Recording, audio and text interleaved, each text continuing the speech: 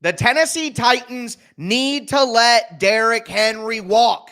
I'll explain why on today's edition of the Locked On Titans podcast. Let's get it. You are Locked On Titans, your daily Tennessee Titans podcast, part of the Locked On Podcast Network, your team every day.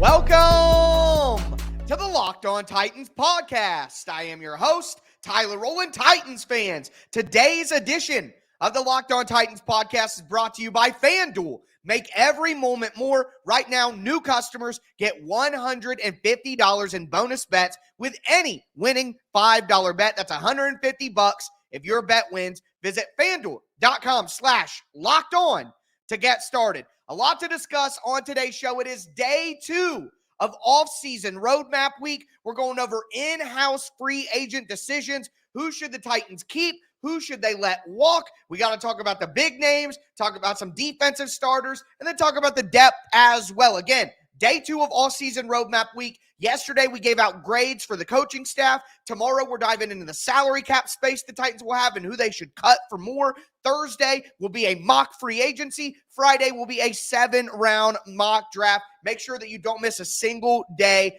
And shout out to my everydayers out there tuning in Monday through Friday. Couldn't do it without you guys. It is Locked On Titans, your team every day, Monday through Friday. Tennessee Titans content all year round, always for free. Make sure you get subscribed, stay subscribed. Again, it's your team every day here on the Locked On Titans podcast. But look, I know I'm coming out swinging out of the gate here, and a lot of you guys are already down in the comment section, already angry. Let Derrick Henry walk. What is this guy talking about? And I understand that there is a strong emotional attachment to King Henry, one of the best players in Tennessee Titans history, the best running back in Tennessee Titans history, in my opinion. He is going to be a Hall of Famer. I get it. He has brought us some incredible memories, some great times. He's nationally recognizable. He does a lot of the heavy lifting for the Tennessee Titans from a national presence standpoint. I understand the love for Derrick Henry, and I have loved Derrick Henry's career here with the Titans, but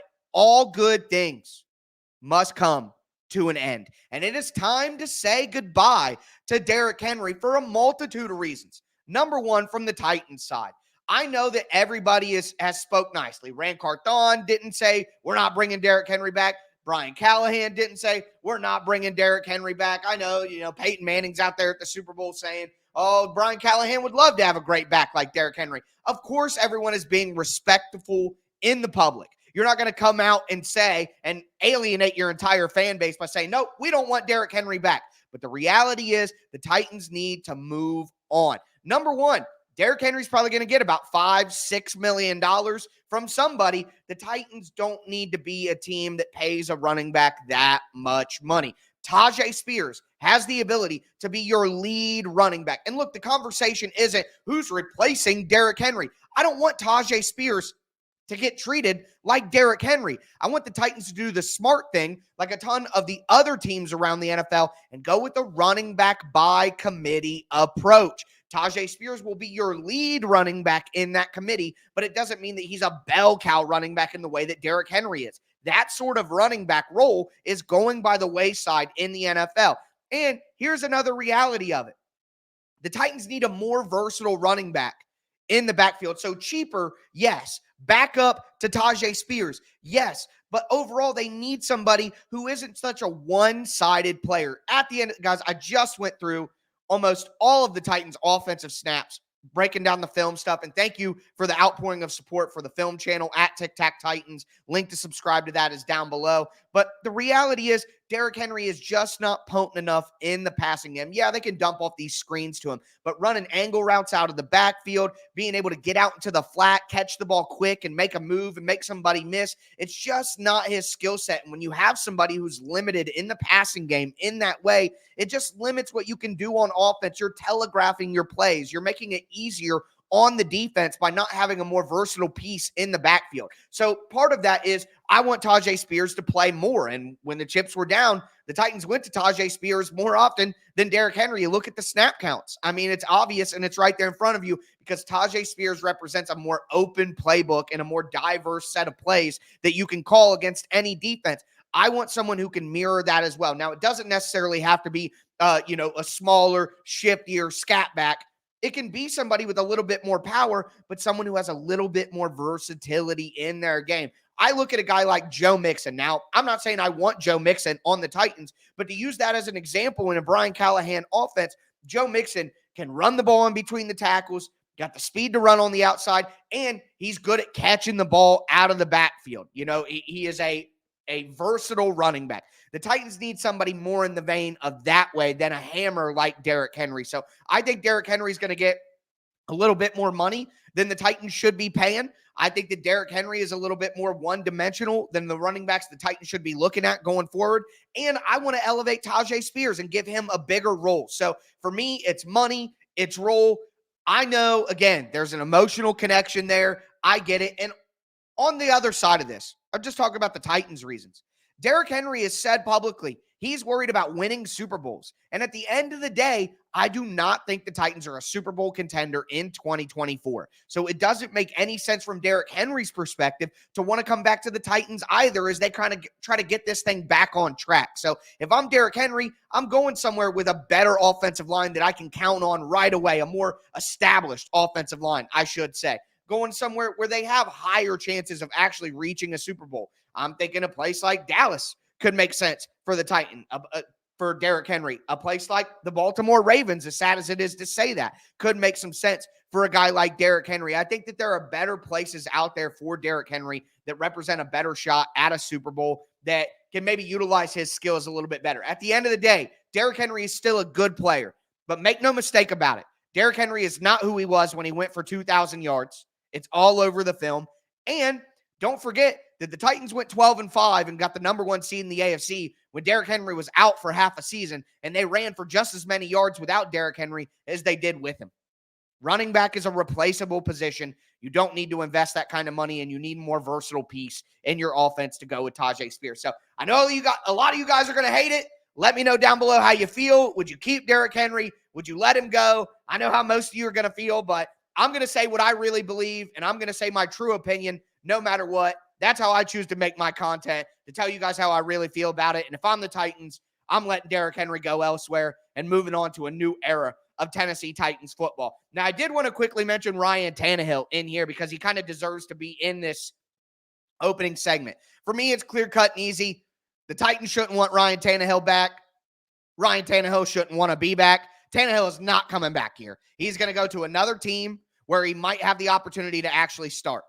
And I think Pittsburgh, back with Arthur Smith, Kenny Pickett, is not good. I think that's a clear fit for him, and I'm not the only person mentioning that. Obviously, that's a common thought around the NFL right now. So as for Derrick Henry, that's a go for me. See ya. Goodbye. Same thing, Ryan Tannehill. See you. Goodbye. A great run, one of the best runs in Tennessee Titans history, but it is time to move on. It's time to move on today's show as well, because there are some defensive starters from last year's team. Guys like Azeez Al-Shaair, Denico Autry, Christian Fulton. Should the Titans bring them back or let them walk? And we'll get to some depth guys at the end of the roster at the end of the show. Before we get into all of that, though,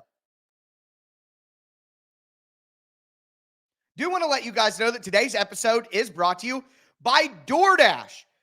What a great football game the Super Bowl was. Got a little bit of a slow start, no doubt about it, but what an ending.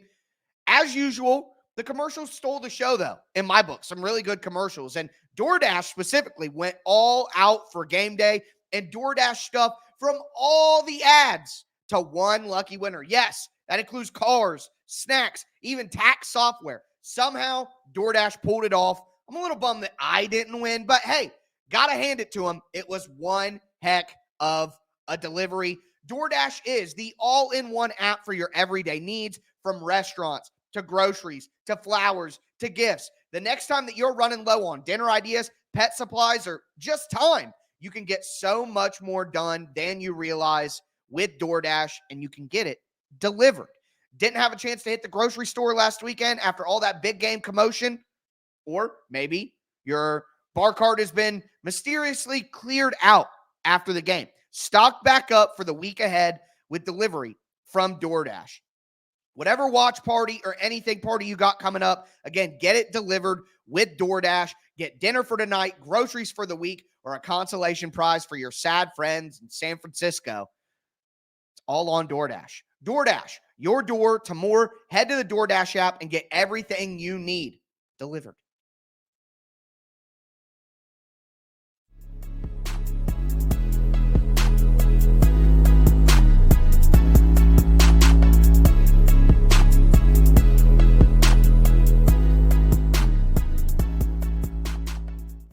Titans fans, let's continue today's edition of the Locked On Titans podcast, going over the 27 Tennessee Titans who are set to be free agents. We just talked about Derrick Henry. Obviously, that's a big conversation. Wanted to have that on its own. Let Ryan Tannehill go. These are my thoughts. Let me know how you guys feel about all of these different players. Would you keep them? Would you let them go? Let me know down below in the comments. Tag me on Twitter at TicTacTitans. Let me know your thoughts. But again, this is day 2 of offseason roadmap week. Tomorrow, we're talking cap cuts and cap space. Thursday, mock free agency. Friday, mock draft. I'm charting out a perfect offseason for the Tennessee Titans this week. If you missed yesterday's episode, grading the coaching staff so far, make sure you check that out. But I do want to thank you guys for making the Locked On Titans podcast your first to listen each and every day, Monday through Friday. Tennessee Titans content all year round. Get subscribed. Stay subscribed. Always for free here at the Locked On Titans podcast. But we got to get to some of these defensive starters because the Titans have quite a few. Again, Denico Autry, Azeez Al-Shaair, Christian Fulton, Sean Murphy-Bunting. These are, I don't want to say important players, but again, these are nice starters for the Titans with the exception of one, which I'll get to in a second. But going through this list for me with Denico Autry, I want Denico Autry to stay. Now, Denico Autry may be in the same boat as Derrick Henry. He's going to be 34. It may be a situation where he wants to go play for a team that he thinks gives him a better shot to make the Super Bowl. But, 11 and a half sacks last year. Denico Autry can still get it done. He's been one of the best free agent signings in Tennessee Titans history. No doubt about it. You look at the numbers, 9 sacks in year 1. 8 sacks in year 2, 11 and a half last year. He's getting older, but he's aging like fine wine. For me, I want Denico Autry back on this team. He pairs perfectly with Jeffrey Simmons on the interior as rushers. We know that he can run those games and stunts up front. And if you look at what Denard Wilson might want to do on defense, he's come from some defensive coordinators who were his mentors, guys who like to bring a ton of pressure, who like to line guys up all over the place. Having a guy with the versatility and the experience of Denico Autry back on this defensive line, I think would be absolutely critical. Clearly, he's somebody who is comfortable in Tennessee, been here for 3 years, never complained about it. I think getting Denico Autry back, it's going to be a deal probably similar to what they're paying Arden Key, $7-8 million. You give him a 2-year deal with a way to get out of the contract after 1 year for either side. That would be fine. But I really think getting Denico Autry back on this defensive line would be a very helpful thing for this team trying to win games next year. And it's not going to be something where you got to break the bank again because of his age. He's going to be 34 years old by the time that the next season starts. And that's obviously going to bring down his market a little bit. So I'm absolutely keeping Denico Autry if I can. Now, Azeez Al-Shaair, this one was a tough one for me. Excellent season last year for Azeez from a statistical standpoint. All those tackles that he racked up for the team. One of the leading tacklers in the NFL. not 195 on its own again, but 163 tackles last year. It's hard to say that he didn't have a good season. 2 sacks, 4 passes defended. But here's one thing that I would say. I'm okay with bringing Azeez Al-Shaair back if it's a similar deal to like they gave him last year. 1 year, $5 million deal. I can take that for my number 2 linebacker. But if you're relying on Azeez Al-Shaair to be your number 1 linebacker, there are just things. He's not going to be a savant in coverage. He's somebody who does miss tackles as well, not quite as physical and have that hit power like you would want from your leading linebacker. So I would like Azeez Al-Shaair back, but only if it doesn't prevent the Titans from getting a true number one linebacker. Like if they want a Patrick Queen or they want to go out and actually spend at linebacker, then you don't bring Azeez Al-Shaair back and you go for a cheaper linebacker too. But if they're not going to go break the bank for a linebacker to be linebacker one and they want to keep it cheap in both places, then yeah, I could see bringing Azeez Al-Shaair back. I could get that. But paying your linebacker to $5 million would be tough. If they can get him cheaper for that, that would be great because I think Azeez ultimately is a number 2 linebacker in the league. But it's just tough. You can't pay every position. The Titans need cornerback. The Titans need a second starting safety. The Titans need wide receiver. They need 2 offensive linemen. And in my opinion, those are just more important positions than inside linebacker. So if you're going to go out and pay big money for a linebacker, then you need to find a cheaper linebacker too. But if you're not going to do that and you're going to try to keep it cheap at linebacker, then okay, you can bring Azeez Al-Shaair back on and if you could get him even less than that and he's cheaper, well, then you can have the conversation about linebacker too. But at the rate that I think he's going to be, which you just had 163 tackles, why would you not want what you got paid last year? If they're going to do that, then I think they could let him go. But right now, with what I want the Titans to do and spend money at other positions, I don't want the Titans to go out and give big contract to a linebacker. I'd rather put that money at cornerback, at safety, at wide receiver, at offensive line. I would bring Azeez back. Bring him back, $5 million depth signing, and just recognize that you can't fix everything overnight. And if you have better secondary play, you get some good play up front and get some more help up front, I think Azeez could be just fine for a while. While in your mind, you realize, okay, we're going to have to be looking at upgrading the linebacker position here, maybe in the late rounds of the draft or going into next year's offseason. That'd be a big area where they try to upgrade. But you can't fix everything overnight, so I'll keep Azeez. Cornerback. You got 2 guys, Christian Fulton and Sean Murphy-Bunting. Right now, the market evaluation for Christian Fulton is 3 years, $20 million. I'm not paying $6.5 million a season for Christian Fulton. And I'm going to tell you guys this. Christian Fulton ain't coming back. All right. I've had conversations with his dad online. I think it's pretty obvious. I even said the other day, Christian's not coming back, and Christian's dad liked the tweet, okay? So you may like Christian Fulton. There are some people are like, with the revamped defensive mind, could we get more out of Fulton? They're not spending money to bring him back. It's just not happening. So, and have higher standards for your cornerback one. Now, for Sean Murphy-Bunting, 2 years, $12 million. Again, similar money to what they paid him last year, about $5 to $6 million. I would like Sean Murphy-Bunting back as the cornerback too. You have Roger McCreary in the slot. You have Sean Murphy-Bunting as a cheap cornerback too. And then you add a Jalen Johnson, a L'Jarius Sneed. You add a big money cornerback in free agency. I think that's a pretty solid group. Now, of course, you can add another cornerback in the draft. Continue to try to restock that position. You can never have too many good cornerbacks. It's just a standard rule in the NFL, okay? You need depth at that position. But Sean Murphy-Bunting on a cheap deal and then going with a high-priced cornerback in free agency with Roger McCreary in the slot holding it down, I think that's a solid group. Again, you can't turn these weaknesses that the Titans have into absolute strengths overnight in one offseason, even with the money in the picks. All right, so to me, that would be a great start and would be a competent secondary. So let Fulton go, bring back Sean Murphy-Bunting, bring back Azeez Al-Shaair for cheap, bring back Denico Autry. I think those are 3 starters on the defense that should come back, and you let Christian Fulton go to another team. He wants a fresh start anyway. The final guy I want to talk about here is Aaron Brewer, and I'm going to keep it short and simple.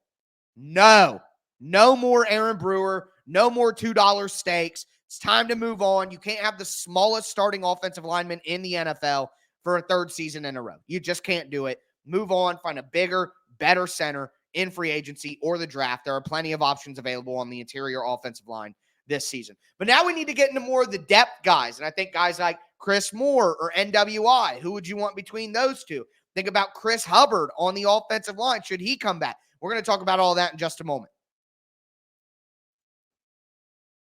Before we do, though, do want to let you guys know that today's episode is brought to you by FanDuel Sportsbook.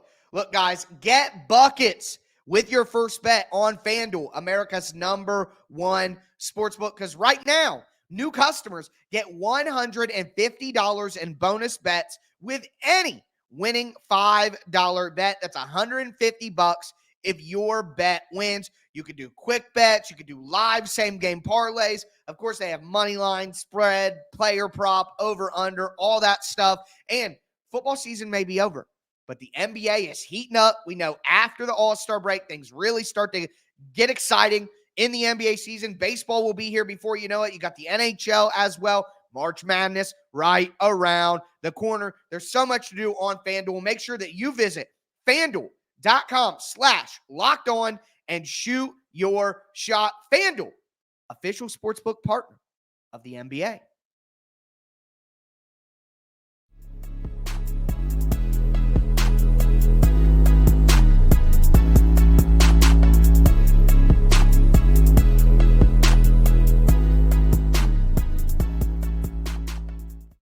Titans fans, let's cap off today's edition of the Locked On Titans podcast, going over all of the Titans in-house free agents. Who should they keep? Who should they let go? Again, play along with me down below. We talked about Derrick Henry and Ryan Tannehill, hit some of the defensive starters with Aaron Brewer thrown in there, let you guys know how I feel about those. But now we got to get into some of the depth, okay? Before we do, thank you again for making the Locked On Titans podcast your first listen each and every day. It is off-season roadmap week. We graded coaches yesterday, today in-house free agents. Tomorrow we're talking cap cuts and salary cap. Then we'll have a mock free agency based on the salary cap space that we get in day 3. And then we'll finish out the week with a 7-round mock draft, kind of going over a perfect offseason for the Titans. You're not going to want to miss it. Do want to also let you know, though, that Locked On has launched the first ever national sports 24/7 streaming channel on YouTube. And now you can also find it on Amazon Fire TV. Locked On Sports Today.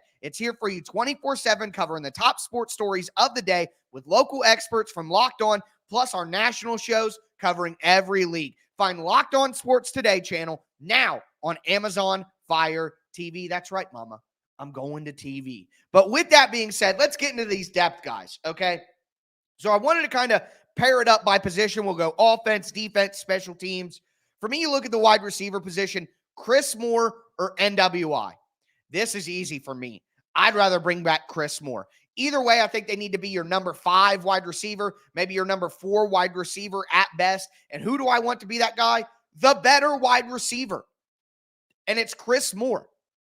NWI got so many opportunities over and over again because he was basically a big tight end. And the Titans could go into 3 wide receiver and act like they have 2 tight ends on the field, which is how they wanted to play. Again, because Derrick Henry, and it kind of limits you what you can do if you're maximizing your players. So to me, NWI, Nick Westbrook-Ikhine, is a perfect example of a player the Titans need to move on from.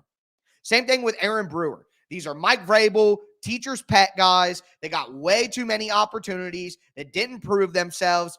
They're just not what you need in today's NFL. I made a joke about the Super Bowl that Juwan Jennings is like the final boss, the final evolution of NWI. And that, I want to use that as an example because if you're going to have an NWI style player, you need somebody like a Juwan Jennings, okay? With more athleticism, with more receiver talent. The Titans have struggled for the last few years with separation, getting guys open, because Nick Westbrook-Ikhine is one of the problems. He simply doesn't get open. And look, Chris Moore isn't the blocker, but he's still going to be a veteran, a smart guy who's going to try hard, who's going to block, who's going to be physical, but he also gives you a more explosive receiving threat who you can give a reverse to, who you can throw a deep shot to. All right, Chris Moore is a better wide receiver than Nick Westbrook-Ikhine. So for me, both of those guys are going to be around $2 million. I'm taking Chris Moore back, not NWI. So let NWI go. He's a symbol of the former regime. Let him walk and bring back Chris Moore to be one of your depth wide receivers. You add a wide receiver in free agency. You add a wide receiver in the draft. You have Treylon Burks, Kyle Phillips, and DeAndre Hopkins. That's 6 wide receivers that make a ton of sense for me. So that is a revamped good wide receiver group, okay? Moving forward, Chris Hubbard, let him go. I know that Hubbard had some good moments last year, but the Titans need to look for better, okay? And you have so many, Jalen Duncan, NPF, Dylan Radins. Like, you have way cheaper options that can do just as good as a depth guy that you don't need to pay Hubbard what he's going to cost with him being 33 years old. And like we see, a lot of players, as they get older, it's not that they play terrible, it's just that they get hurt more often. So the Titans picked up Chris Hubbard off the scrap heap in July after NPF got suspended. He's going to be available at the same time again. You don't need to go out and give money to Chris Hubbard in March and bring him back. It's just not important with where they're at on the offensive line. You go out and get a real starter at right tackle in free agency. You go out and get a starting center in free agency. A guy like Chris Hubbard, you could pick him back up before training camp if you need to. So there's just no need to go out there and do that. You can let him go. Other guys on the offensive line or on the offense, Trevon Wesco, Corey Levin, Jonathan Ward, Julius Chestnut. I mean, you could just let those guys go. What you're going to see here is with a new coaching staff, there are certain players that just always seem to be at the bottom of the roster for the Titans under Mike Vrabel because they're players that they trusted, they knew the system. Well, it's a whole new coaching staff. You know what I mean? Like the system's going to be completely different. They're going to be new guys. The new coaches want to bring in at the bottom of the roster. So you can let all these guys go. Jonathan Ward, Corey Levin, Trevon Wesco. The only guy, Calvin Throckmorton, is a restricted free agent. I would consider bringing Calvin Throckmorton back because he meets the criteria of what the Titans want on the offensive line. He's got good length. He's better in pass protection.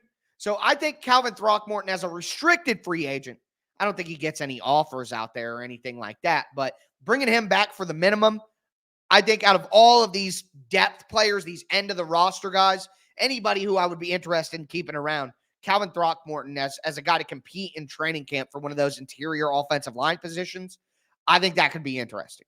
I think that could be an interesting fit.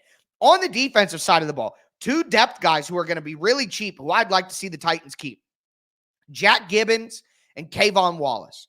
Jack Gibbens is an exclusive rights free agent. So basically his only choice is to come back to the Titans on a bare minimum deal, $1 million. 1 to 2. It's going to be really cheap. And look, I know that a lot of people are down on Jack Gibbens. Maybe he doesn't need to be a starter for you.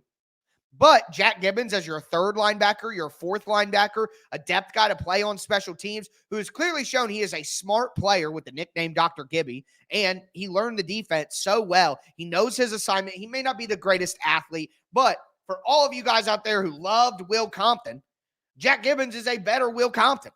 So why wouldn't you want Jack Gibbens back as your third or fourth linebacker on a $1 to $2 million deal for absolutely cheap as an exclusive rights free agent that you have control over anyways? So to me, bring Jack Gibbens back as depth. Just don't expect him to be your starter. And bring back Kayvon Wallace too. He had some really good games at the end of the season for the Titans.